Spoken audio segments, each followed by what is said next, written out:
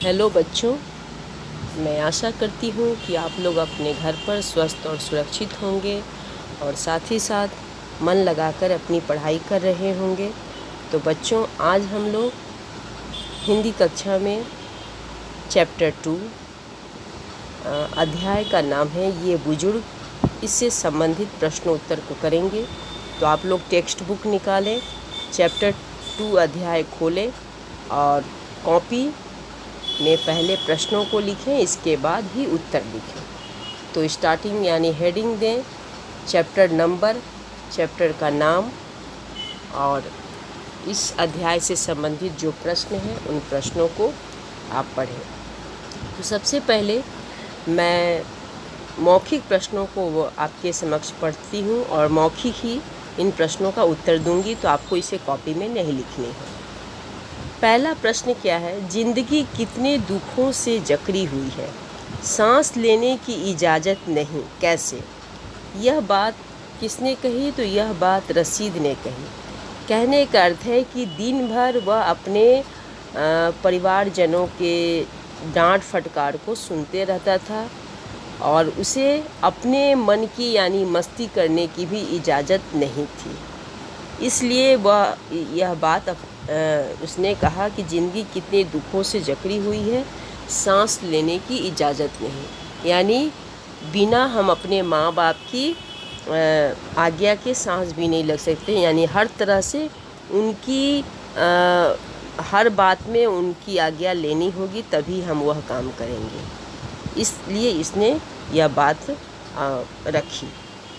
प्रश्न नंबर ख, स्टेशन पर बच्चों ने अब्बा अम्मा को कैसे विदा किया? तो स्टेशन पर बच्चों ने अब्बा अम्मा को हंसकर विदा किया। प्रश्न नंबर ग, अब्बा अम्मा के वापस आने पर रशीद ने कैसा महसूस किया? तो अब्बा अम्मा के वापस आने पर रशीद ने बहुत अच्छा, यानी उसके मन पर जो बोझ था, जो जिम्मेवारियों का बोझ था, वह उतर चुका था, तो वह अपने आप को हल्का महसूस किया। अब्बा अम्मा के आने पर रशीद जो है वो अपने आप को हल्का महसूस किया, क्योंकि वह वापस अपने बचपन में लौट गया था। ठीक है, अब हम बच्चों लिखित प्रश्न जो हैं यानी प्रश्न नंबर 2, इन प्रश्नों को करेंगे। तो आप पहले शीर्षक लिखें, निम्नलिखित प्रश्नों के उत्तर लिखिए। प्रश्न नंबर क, प्रश्न को लिखें। प्रश्न है, रशीद सुरेश की बात क्यों नहीं मान रहा था? अब इस प्रश्न को आप पहले लिख लें, इसके बाद ही इस प्रश्न का उत्तर लिखेंगे। तो आपने यह प्रश्न लिखा, अब इस प्रश्न का मैं उत्तर पढ़ने जा रही हूँ।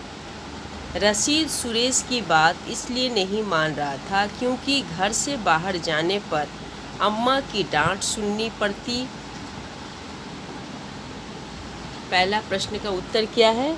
रशीद सुरेश की बात इसलिए नहीं मान रहा था क्योंकि घर से बाहर जाने पर अम्मा की डांट सुननी पड़ती। ठीक है। प्रश्न नंबर ख, दादी अम्मा के विषय में रशीद की क्या राय थी? अब इस प्रश्न का उत्तर हम देखेंगे।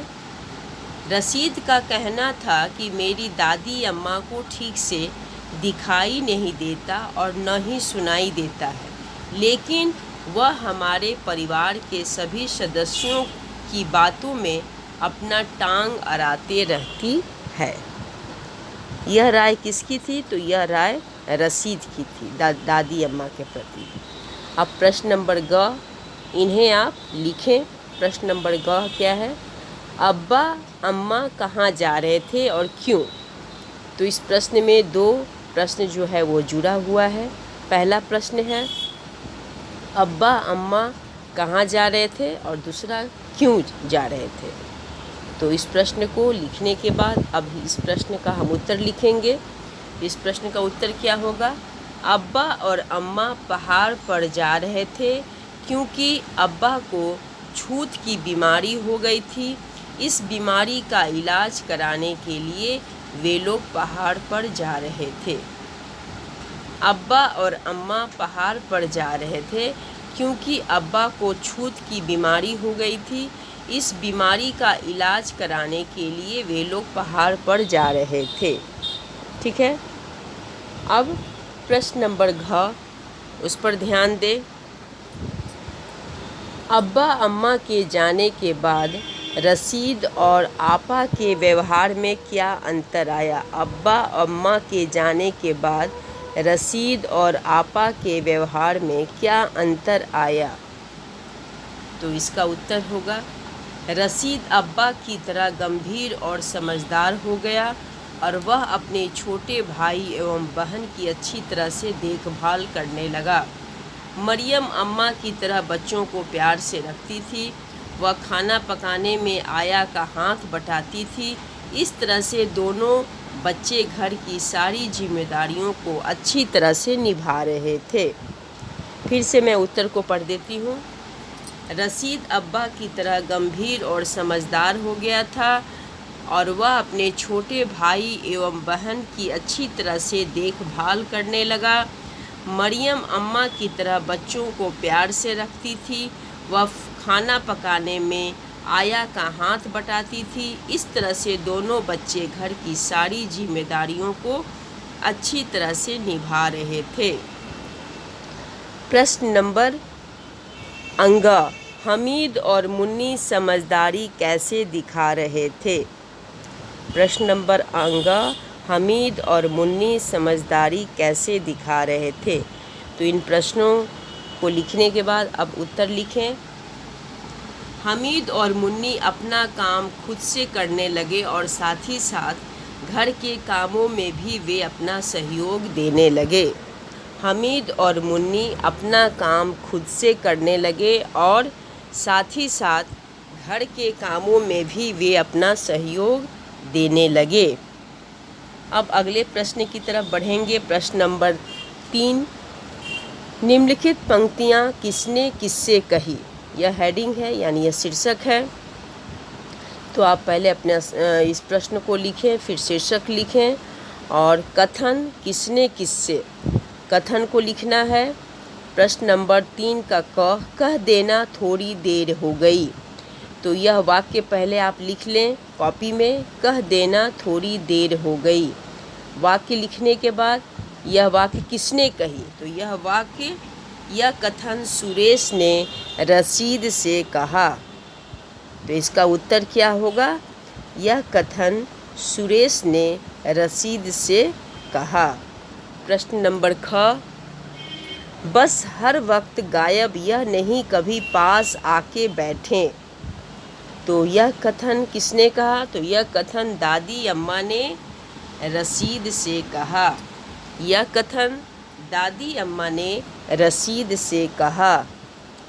प्रश्न नंबर ग, तुम तो ऐसे घबरा रही हो जैसे हम मरने जा रहे हैं।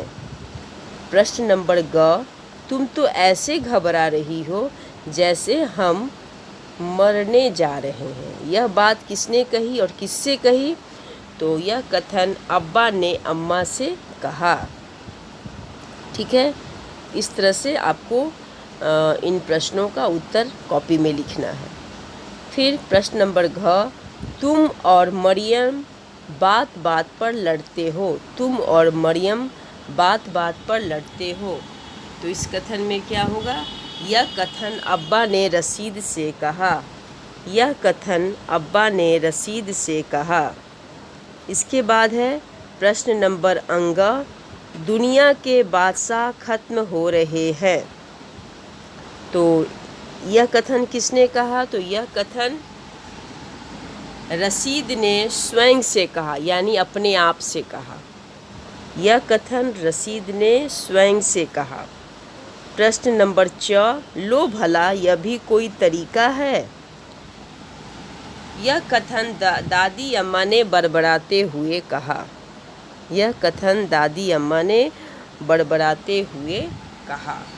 अब बच्चों प्रश्न नंबर 4, इसमें शीर्षक दिया हुआ है वाक्यों के लिए हाँ या नहीं लिखिए। यानी वाक्य लिखा हुआ है, अगर वाक्य सही है तो उसके बगल में हमें हाँ लिखना है, वाक्य गलत है तो उसके बगल में हमें नहीं लिखना है। तो आप पहले प्रश्न नंबर 4 कॉपी में लिखें, शीर्षक लिखें। शीर्षक लिखने के बाद वाक्य को लिखें, और वाक्य क्या है? प्रश्न नंबर क, अम्मा आपा से अधिक सख्त मिजाज की है। अम्मा आपा से अधिक सख्त मिजाज की है। तो इस प्रश्न में क्या होगा उत्तर? हाँ। उत्तर क्या होगा? हाँ। फिर देखिए प्रश्न नंबर ख, दादी अम्मा हर बात में टांग अड़ाती है। तो इस प्रश्न का उत्तर क्या होगा? हाँ। प्रश्न नंबर ग, अम्मा की तबीयत खराब थी। नहीं। इसका उत्तर क्या आप लिखेंगे? नहीं। किसकी तबीयत खराब थी? अब्बा की। ठीक है। प्रश्न नंबर घ, मरियम और रशीद को अम्मा की सबसे ज़्यादा चिंता थी। मरियम और रशीद को अम्मा की सबसे ज़्यादा चिंता थी। तो यह कथन भी जो है वह गलत है, यानी नहीं। किसकी चिंता थी? हमीद और मुन्नी के लिए अम्मा को चिंता थी, मरियम और रशीद की नहीं, क्योंकि वे दोनों बच्चे छोटे थे। दादी अम्मा को बीमारी के बारे में नहीं बताया गया। तो यह कथन सही है या गलत? तो हाँ, यह कथन सही है। दादी अम्मा को बीमारी के बारे में नहीं बताया गया था। मरियम 13 वर्ष की हो गई थी। तो इसका उत्तर क्या होगा? हाँ, सही है। फिर है 6, अब अम्मा अब्बा तीर्थ यात्रा पर जा रहे थे। इसका उत्तर क्या होगा? नहीं। फिर देखें अगला प्रश्न जो है, ज, रुपया रखने की जिम्मेदारी रशीद की थी। नहीं। अम्मा के जाने पर खाना रहमत बुआ बनाती थी। हाँ। और यह में क्या होगा? घर में सबसे छोटी बच्ची मुन्नी थी। तो क्या होगा? नहीं। घर में सबसे छोटी बच्ची मुन्नी थी। इसका उत्तर क्या होगा? नहीं। तो इस तरह से ये प्रश्न उत्तर हुए इस चैप्टर से संबंधित। और इसमें देखो क्वेश्चन नंबर 5 में पाठांश दिए गए हैं। इनमें 3 प्रश्न हैं, यानी ये आपको होमवर्क में करने हैं। ये आपका गृह कार्य है। कुछ अंश इस पाठ से लिए गए हैं और उन्हीं के आधार पर 3 प्रश्न लिखे गए हैं। मुन्नी और हमीद क्यों सहम गए होंगे? तो क्यों सहम गए होंगे? क्योंकि वे दोनों काफ़ी छोटे थे और दोनों ने जब सुना कि उनके अब्बा और अम्मा जा रहे हैं, जिस कारण वे डर से सहम गए कि उनको अब कौन देखेगा, यानी उनकी देखरेख कौन करेगा। इसलिए वे लोग सहम गए और भावुक हो गए। हमीद और मुन्नी की खातिरदारी कौन करने लगे? क्यों? हमीद और मुन्नी की खातिरदारी कौन करने लगे और क्यों? तो हमीद और मुन्नी की खातिरदारी कौन करता था? तो रशीद और मरियम, इन लोग करने लगे, क्योंकि इनके ऊपर सारी जिम्मेदारियां थी, जिस कारण ये लोग उनकी खातिरदारी करने लगे। अम्मा अब्बा के जाने पर बच्चे जिम्मेदार हो गए थे। यह किस बात से पता चलता है?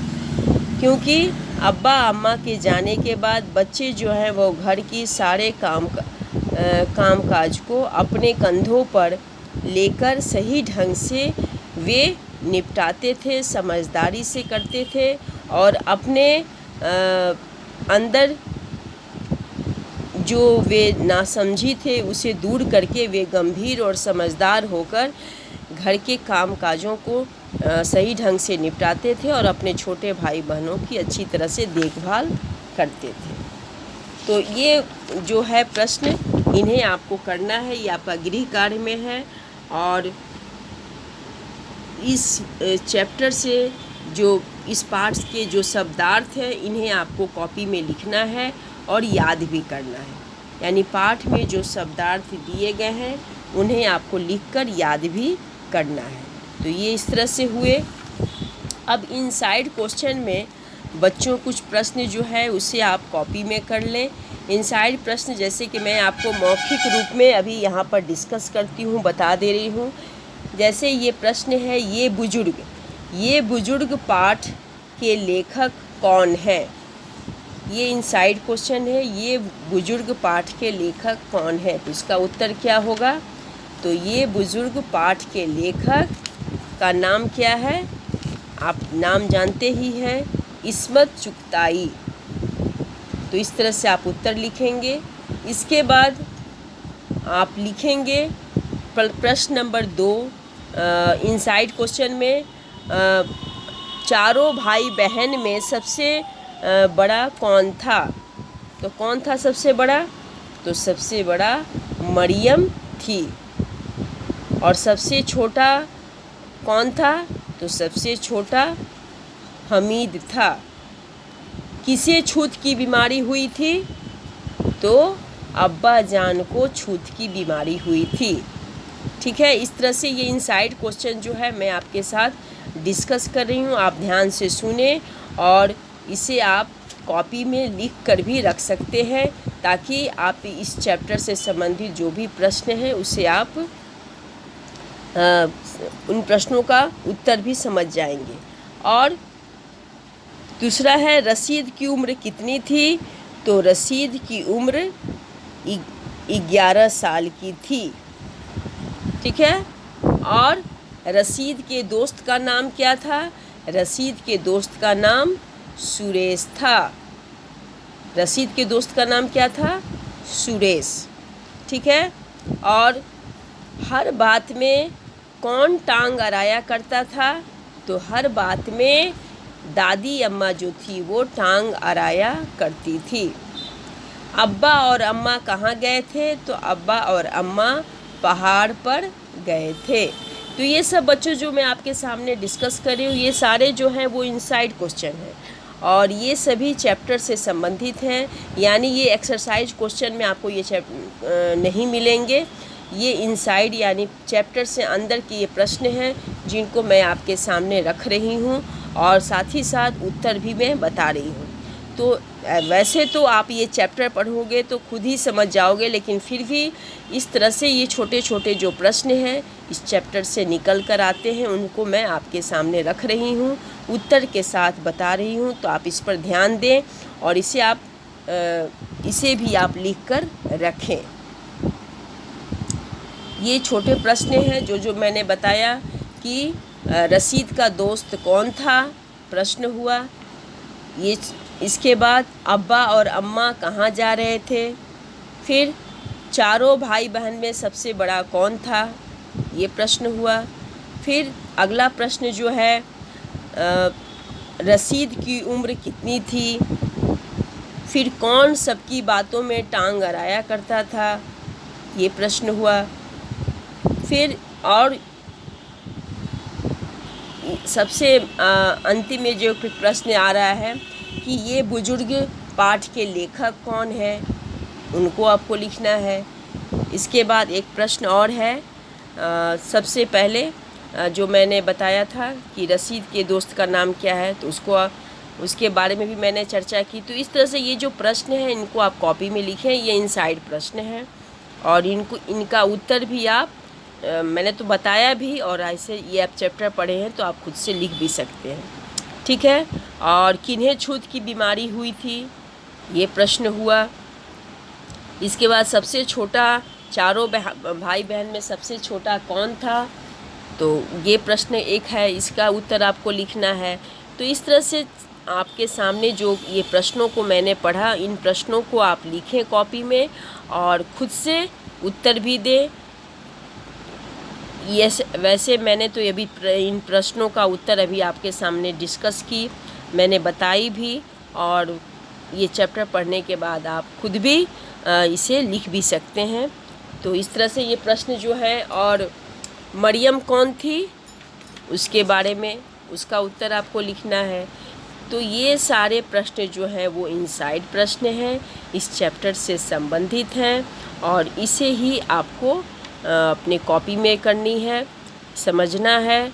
इस तरह के प्रश्न जो हैं वो एग्ज़ाम में पूछे जा सकते हैं, तो ध्यान रखें। इसलिए चैप्टर को ज़रूर पढ़ें और पढ़कर समझें। दोनों चैप्टर जो मैं चैप्टर पढ़ा चुकी हूँ, दोनों चैप्टर को पढ़ें। पहला चैप्टर है कविता, दूसरा है ये बुजुर्ग कहानी। तो इस तरह से दोनों चैप्टर को पढ़कर समझने का प्रयास करें, और इनमें से कुछ जो शब्द हैं उनका अर्थ लिखने के लिए भी आ सकता है कुछ, क्योंकि ये ज़्यादातर तो उर्दू शब्द हैं, तो इनके अर्थ लिखने के लिए भी आपको दिया जा सकता है। जैसे कि अब्बा को हम लोग क्या कहते हैं, यानी अब्बा का अर्थ क्या हुआ। इस तरह से छोटे छोटे जो शब्द हैं उनके बारे में आपको बताना है। तो मैंने तो आपको पाठ पढ़ाते समय बताए थे कि अब्बा मतलब पिताजी और अम्मा मतलब माताजी, और यहाँ पर बुआ यानी फूफी को बोलते हैं, और दूसरा और जो प्रश्न है जैसे कि आपा मतलब बड़ी बहन। तो इस तरह से ये छोटी छोटी जो शब्द हैं वो इनसाइड में, इनके भी अर्थ आपको जानने होंगे, शब्दों के अर्थ भी आ सकते हैं। तो ये चैप्टर को पूरा अच्छी तरह से पढ़ें, शब्दों के अर्थ भी जानें, और इस चैप्टर से संबंधित जो भी मैंने प्रश्न आज आपके समक्ष मैंने कराया उसे आप कॉपी में लिखकर याद भी करें। तो सबसे अच्छा है इस चैप्टर को आप ज़रूर पढ़कर समझने का प्रयास करें। तो मैं आशा करती हूँ बच्चों कि आज मैंने जो भी बातें आपके साथ शेयर की, आपके साथ डिस्कस की, चर्चा की, तो आप उन बातों पर अमल करेंगे, उन बातों पर ध्यान देंगे, और उसी के अनुसार आप अपनी कॉपी में प्रश्न उत्तर को लिखेंगे।